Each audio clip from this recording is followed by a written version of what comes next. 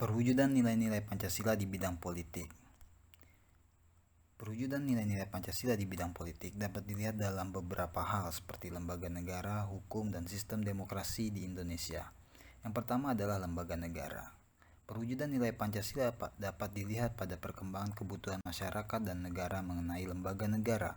Indonesia memiliki lembaga negara seperti MPR, DPR, MK, MA, MKY, dan BPK. Lalu selanjutnya, hukum. Perwujudan nilai-nilai Pancasila dapat dilihat pada sistem hukum nasional yang berdasarkan Pancasila sebagai sumber dari segala sumber hukum.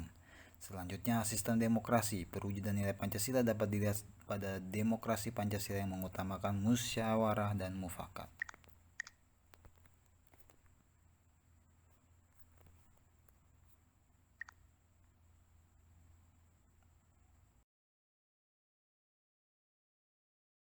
Perwujudan nilai-nilai Pancasila di bidang ekonomi. Perwujudan nilai-nilai Pancasila di bidang ekonomi ditegaskan pada pasal 33 UUD NRI tahun 1945 sebagai berikut. Yang pertama, perekonomian disusun sebagai usaha bersama berdasarkan atas asas kekeluargaan. Yang kedua, cabang-cabang produksi yang penting bagi negara dan yang menguasai hajat hidup orang banyak dikuasai oleh negara. Bumi, air, dan kekayaan alam yang terkandung di dalamnya dikuasai oleh negara dan dipergunakan untuk sebesar-besarnya kemakmuran rakyat. Yang keempat, perekonomian nasional diselenggarakan berdasarkan atas demokrasi ekonomi dengan prinsip keadilan, kebersamaan, efisiensi keadilan, berkelanjutan, berwawasan lingkungan, kemandirian, serta dengan menjaga keseimbangan, kemajuan, dan kesatuan ekonomi nasional.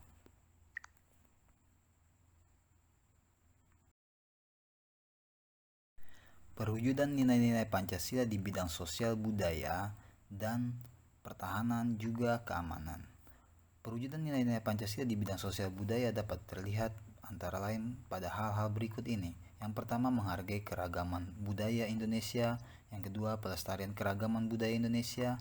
Yang ketiga, mengembangkan nilai-nilai persamaan status sosial dan menghalangi berkembangnya nilai-nilai feodalisme.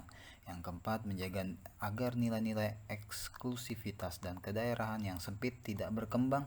Dan yang terakhir, pengembangan nilai sosial dan budaya masyarakat menuju modernisasi yang dijiwai Pancasila.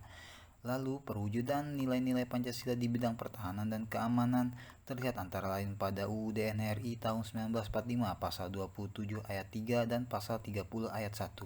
UUD NRI 1945 pasal 27 ayat 3 menyatakan bahwa setiap warga negara berhak dan wajib ikut serta dalam upaya pembelaan negara.